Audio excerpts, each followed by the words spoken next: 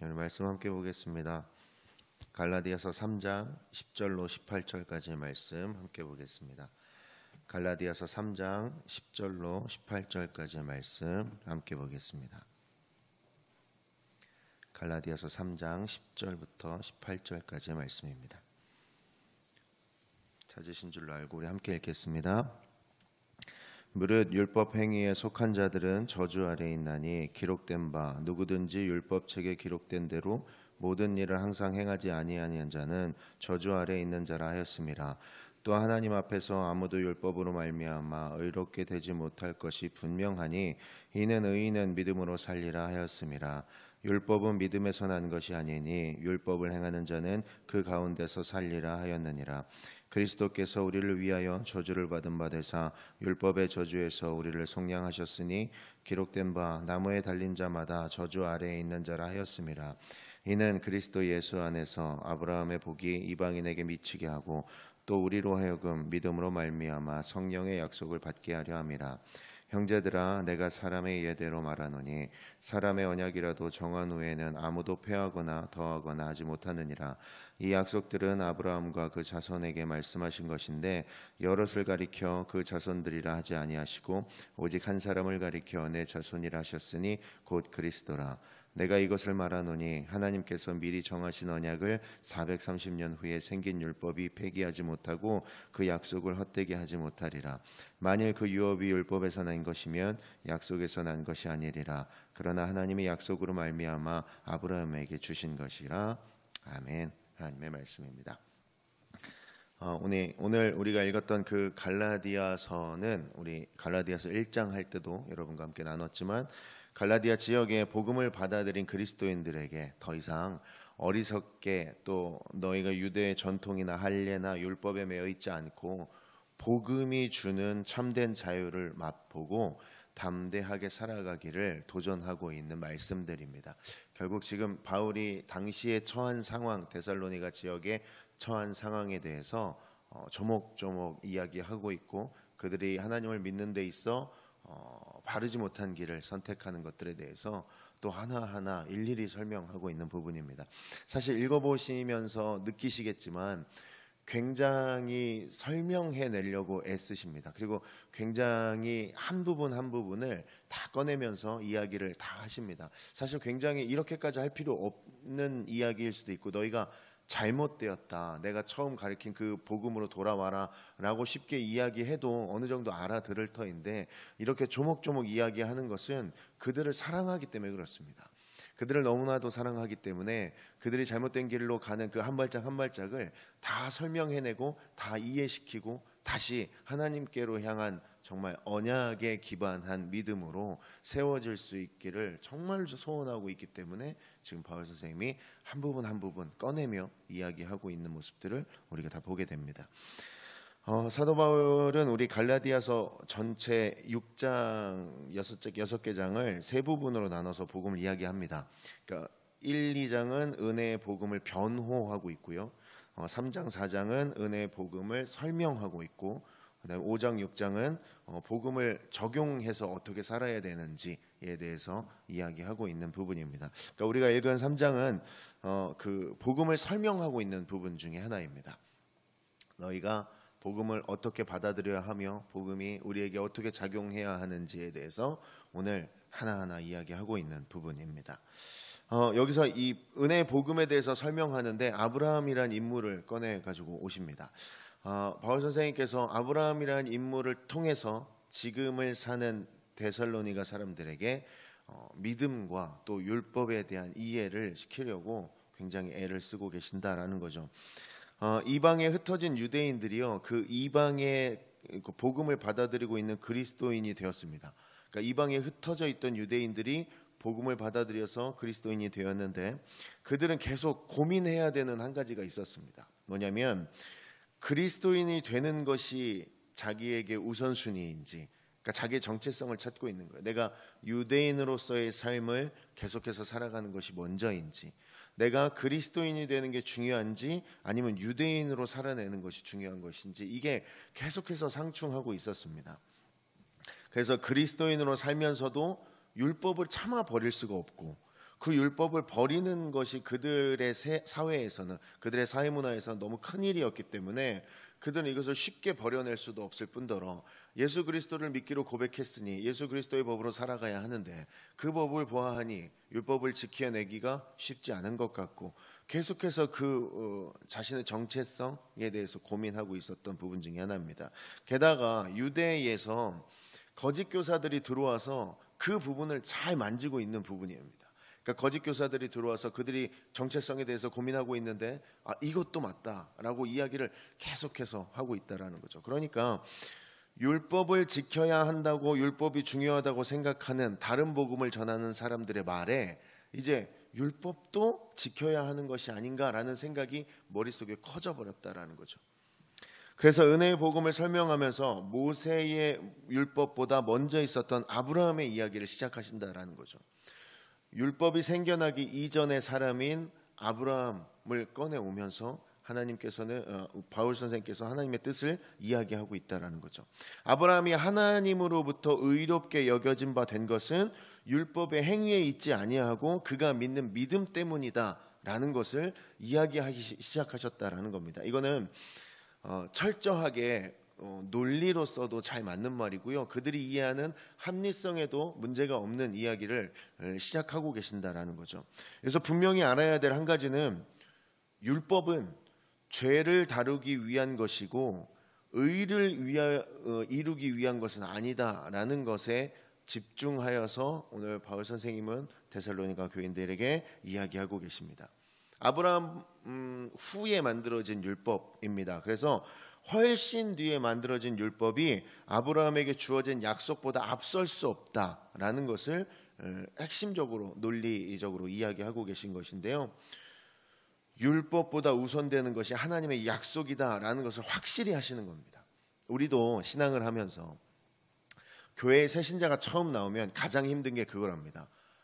예배 때 뭘 어떻게 해야 되는지 모르겠는데 그냥 눈치껏 움직여야 돼서 차라리 이런 어떤 매뉴얼을 주시면 내가 그대로 해서 교회 적응이 참 빠를 것 같은데 이런 알려주는 거 없고 계속해서 그 새신자 교육을 할 때 한 가지죠. 복음에 대한 이야기, 하나님의 약속, 또 천국과 지옥에 대해서 자꾸 얘기를 하니까 막상 내가 피부로 느껴진 건 교회에 와서 예배 때 언제 일어나고 언제 앉는지가 중요한데 나는 지금 당장 와서 예배 시작하기 전에 무엇을 해야 하며 성금은 어느 정도 선까지 하는 게 맞으며 뭐 이런 것이 나의 실제적인 것들이 나에겐 지금 중요한데 새신자 입장에서는 근데 교회에서 그거 가르치지 않죠. 그리고 처음에 시작하는 건 자꾸 복음을 가르칩니다. 하나님이 당신과 약속하신 것이 있습니다. 그것은 반드시 이루어집니다. 이것을 가르치니 처음에는 어렵다라는 거예요. 그런데 여러분 그것을 해야 되는 이유가 여기 있죠. 뭔가 법과 룰 이전에 그것들을 다 초월한 하나님께서 나와 약속하신 그 약속은 반드시 이루어질 것이고 그래서 나의 정체성은 거기서부터 시작한다라는 것을 먼저 이해하고 그것들에 대한 감동과 그것들에 대한 이해가 깨달음이 있어야 그것이 더 중요하다라는 것을 우리가 알고 있습니다. 그러니까 결국 율법의 기능이라는 것은 죄를 드러내는 거죠. 어디까지가 죄이고 무엇이 죄이며 죄가 무엇인지 결정해내는 그런 역할을 하고 있죠. 하나님의 백성으로서 내가 세상과 구별된 삶을 살기 위해서 어떤 의식, 그런 질서, 그것들을 따르기 위한 어떤 도움의 역할로 율법이 작용하는 것인데 율법의 진짜 기능은 죄를 지으면 생겨나게 되는 저주가 무엇인지를 알고 죄를 통해서 내가 현재 살아가고 있는 어떤 모습들을 바라보는 것 이것이 이제 중요한 것인데 율법을 행함으로써 의를 이룰 수 없음을 이미 하나님의 약속을 통해서 다 알고 있는데 그것들에 대한 어떤 확신과 그것들에 대한 어떤 단호함이 이 당시 사람들에게는 좀 적었던 것 같습니다. 그도 그럴 것이 이제 평생을 율법을 지키면서 살아온 사람으로 살아오다가 이제 그리스도를 만나며 다시 새로운 하나님의 언약을 중심으로 살아가려고 하니 그동안 살아왔던 행위들이 있어서 그동안 살아왔던 어떤 습관들이 있기 때문에 그것을 버리기란 쉽지 않았던 문제였던 것 같습니다. 게다가 그거 예전에 살아오던 방식이 맞다라고 이야기하는 사람들이 주변에 점점 많아져서 이제는 하나님의 언약이 율법보다 우선된 것을 잊어버리는 상황에까지 놓였다라는 것이죠. 결국 여러분, 율법의 기능은 믿음을 돕기 위한 것입니다. 더 잘 믿기 위해서 사용되는 도구로 율법을 사용하는 것이지 하나님의 언약보다 앞설 수 없는 것이 율법이다라는 것이죠. 오늘 말씀에 분명히 얘기하고 있는데 우리 11절에 나와 있습니다. 또 하나님 앞에서 아무도 율법으로 말미암아 의롭게 되지 못할 것이 분명하니 이는 의인은 믿음으로 살리라 하였습니다.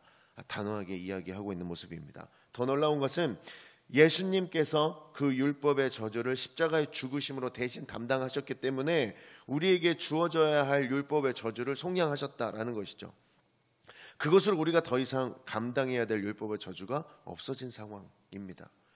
그것들이 지금을 사는 우리들보다 오히려 더 체감되어야 될 사람들입니다. 이미 예수 그리스도의 십자가 사건이 지금을 사는 우리보다 오히려 그들이 더 가까웠기 때문에 그들은 오히려 예수님과 동시대를 살았고 함께 숙식을 했던 사도들의 모습들을 보았던 사람이기 때문에 오히려 지금보다 그 확신이 더 있었어야만 합니다. 지금보다 오히려 예수 그리스도에 대한 사건이 그들의 삶에 더 크게 작용되었어야 맞는 사람들인데 이들은 지금 그들이 살아오던 방식 때문에 예수 그리스도의 십자가 사건, 하나님의 언약이 조금 멀어진 상태에 놓였다라는 것이죠. 결국 본인이 살아오던 방식을 바꾸지 못했다라는 것이죠.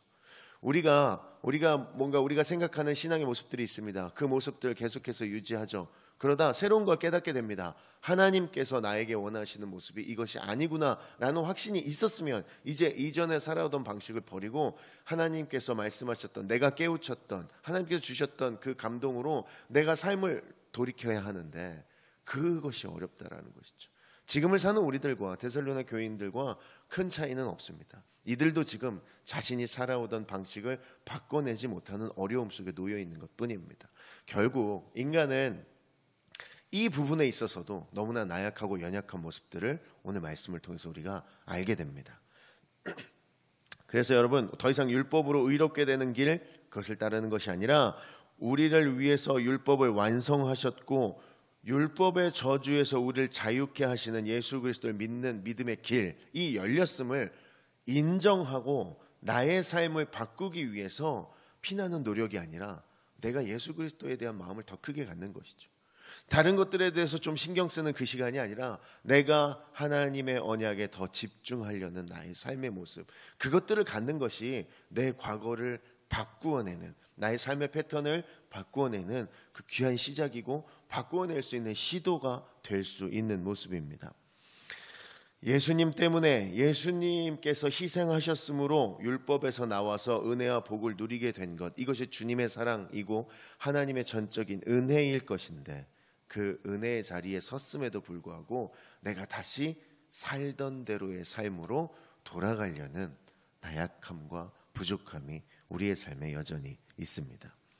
여러분, 오늘 말씀을 묵상하시면서 우리의 믿음이 율법보다 하나님의 약속에 근거하고 하나님의 약속을 더 신뢰하며 하나님의 약속대로 살아가는 삶을 살아가고 있는지 내가 오늘 나의 삶을 돌아볼 수 있기를 소원합니다. 우리의 믿음이 의롭게 된 것은, 또 우리의 삶이 의롭게 된 것은 율법의 행위보다 그리스도를 믿는 그 믿음 때문입니다. 그래서 진짜 참된 복은 율법이 없고 그리스도 안에 있다는 것 우리가 머리로 다 알고 있습니다. 그런데 왠지 신앙생활을 하시다 보면 내가 무언가를 조금 더 열심히 하면 내가 하나님의 사랑 안에, 또 하나님의 품 안에, 하나님께서 원하시는 그 자리에 조금 더 가까이 간 줄로 믿는 착각을 할 때가 있다는 것이죠. 데살로니가 교인들도 마찬가지입니다. 예수 그리스도를 받아들였고 예수 그리스도의 그 사랑 안에, 그 믿음 안에 우리가 거하는데 내가 지금보다 조금 더 열심을 낸다면, 내가 지금보다 한 단계가 더 올라갈 수 있다면 그것을 율법으로 이해했다라는 것이죠. 그래서 율법을 통해서 율법을 조금 더 잘 지킴으로 인해 내가 하나님과 조금 더 가까워졌다는 착각을 하기 시작했다라는 것이죠. 여러분, 우리가 이 와중에 감사해야 될 한 가지가 있다면 예수님 때문에 우리에게 주어져야 할 율법에 대한 어떤 저주와 어두움이 우리에게 사라졌다라는 것이죠. 이방인도 약속을 유업으로 받은 아브라함의 자녀, 또 그 아브라함의 복을 누릴 수 있다는 확신을 알게 된다라는 것이죠. 우리가 그 믿음으로 지금 살고 있지 않습니까? 그 고백만으로 구원이 우리에게 가까이 있고 영생이 우리에게 가까이 있으며 내가 하나님과 함께 살아갈 수 있는 은혜를 누릴 수 있다는 확신이 지금을 사는 우리들에게도 있지 않겠습니까? 그런데 우리의 삶에 혹시라도 내가 이전에 살아오던 방식, 세상의 가치가 들어와서 내가 지금 남들과 같이 신앙하는 모습에 멈추는 것이 아니라 조금 더 무언가를 하면, 내가 뭔가를 조금 더 드리면, 내가 조금 더 내 것을 조금 포기하고 뭔가를 좀 더 열심히 하면 마치 내가 그 구원과 영생의 길에 조금 더 가까이 있는 것처럼, 마치 구원의 단계가 있는 것처럼 내가 영생을 받고 하나님의 품 안에 살아가는 것이 얼마나 가깝고 먼지, 내가 무언가를 하면 조금 더 가까워지고 무언가를 못하면 멀어지는 것처럼 착각하고 있는 것은 아닌지 우리가 나의 삶을 좀 돌아볼 때입니다. 하나님께 구원은 전적인 은혜로 선물로 받은 것입니다. 단회적으로 받은 것이고요. 지금 내가 받은 것입니다. 받기 위해서 살아가는 것이 아니라 이미 내가 받은 것이다 라는 것이죠. 우리는 이미 구원을 다 얻은 사람들입니다. 선물로 받은 사람들이고요. 이제 더 이상 그 구원에 가까이 가기 위한 어떤 법과 룰은 존재하지 않습니다. 내가 하나님과 가까이 붙어 있는 것, 내 하나님과 진짜 관계를 형성하고 있는 것, 하나님과 나 사이에 그 어떤 것도 없는 순수를 지킨 그 모습을 가지고 있는 것, 이것이 가장 중요한 모습이다라는 것이죠. 누군가는 하나님께 조금 멀리 있고 누군가는 하나님께 조금 가까이 있어 보이는 모습들, 그거는 나의 시선이죠. 세상의 판단입니다. 하나님의 가치가 아닙니다. 예수님이 십자가를 지신다는 건 듣기 좋고 보기 좋은 이야기가 아닙니다. 예수님은 어쩌다 돌아가신 분이 아닙니다. 뭔가 어떤 상황들 때문에 어쩔 수 없이 죽음을 맞이하신 분이 아니다라는 것이죠. 예수님 덕분에 율법의 저주가 치워졌다는 것은 우리에게 큰 은혜이고요. 그 저주를 담당하고 돌아가셨다는 그 사건에는 이견이 없습니다. 우리도 예수님처럼 죄를 뒤집어쓰고 많은 이들의 유익을 위해서 살아야 한다는 것에 있어서 우리가 이 이견이 없습니다. 여러분, 아브라함과 출애굽한 이스라엘 백성에게는 하나님의 약속과 계명에 대한 순종이 복을 위한 필요 조건이었습니다. 다른 이유가 있는 것이 아니라 하나님의 약속과 계명에 대한 순종, 이것이 무엇보다 앞서 있는 상태였다라는 것이죠. 그것으로 현재를 살고 있는 우리에게도 동일한 조건으로 작용할 것입니다. 우리 구원을 위한 필요 조건이 있다면 하나님의 약속과 계명에 순종하는 것, 그것보다 앞선 그 무엇이 없을 것입니다. 갈라디아 교회에서는 지금 하나님의 계명과 율법에 대한 순종이 아니라 십자가에 달려 저주가 되신 예수님을 믿는 그 믿음으로 구원을 얻는 그 정도의 그 모습이 아니라 다른 필요 조건을 자꾸 쌓아갔다라는 것이죠. 즉 하나님과 나 사이에 수많은 조건들이 끼어들고 있다라는 것이죠. 이것은 이방인들이 구하는 방법입니다. 세상의 방법이고요. 그리스도인들이 추구할 수 없는 방법입니다. 우리에게 아브라함과 함께 복을 받게 되는 놀라운 일들이 주어졌음을 우리 갈라디아서가 증거하고 있습니다. 우리 3장 8절 말씀 함께 보시겠습니다.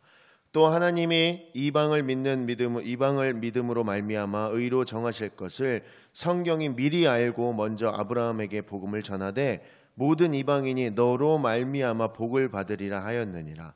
14절 함께 읽겠습니다. 이는 그리스도 예수 안에서 아브라함의 복이 이방인에게 미치게 하고 또 우리로 하여금 믿음으로 말미암아 성령의 약속을 받게 하려 함이라. 아멘. 율법에서 아브라함의 복으로 바뀌는 그 과정 속에서 예수 그리스도를 믿는 그 믿음이 있습니다. 그 복을 누리고 있음을 확증해 주는 것이 성령의 약속이다라는 것이죠. 이게 오늘 예수 그리스도를 믿고 성령님을 받아들이는 우리에게 주어진 복입니다. 더 이상이 없습니다. 뭔가를 조금 더 잘해서 그 성령의 복이 더 커지는 것이 아니고요. 이미 받은 그 성령의 복이 나의 삶을 하나님께 떨어지지 않도록 순종하는 자리로 이끄는 것, 이것이 하나님께서 말씀하신 복이고 구원입니다. 우리의 믿음은 율법보다 하나님의 약속에 근거합니다. 우리의 의롭게 됨은 율법의 행위보다 그리스도를 믿는 그 믿음입니다. 우리의 진짜 복은 율법 안에 있지 않고 그리스도 안에 있습니다. 우린 이것을 배워서 알죠. 이해했습니다. 머리로서 누가 설명하라 그러면 얼마든지 설명할 수 있습니다. 그리스도를 믿는 믿음과 율법 안에 묶여 있어서 고민하고 있는 사람들에게 우리는 참 쉬운 답을 간단하게 내줄 수 있습니다. 머리로 알고 있기 때문에. 그러나 우리의 삶 속에서 내가 끊어내지 못한 율법이 아직 남아있는 것은 아닌지 오늘 하루 나를 돌아보기를 소원합니다. 내가 다시 하나님의 순종 가운데, 하나님께 순종하는 가운데로 나아가는 것이 어렵지 않은 삶이 되기를 소원합니다. 오늘 하루를 살아가시면서 내가 여전히 끊어내지 못한 율법과 관련된 것들, 하나님과 나의 사이에 자꾸만 생겨나는 그 조건들을 깨닫고 그것들을 지워내며 다시 하나님 앞에서의 순수를 유지할 수 있는 오늘이 되시기를 주의 이름으로 축원합니다.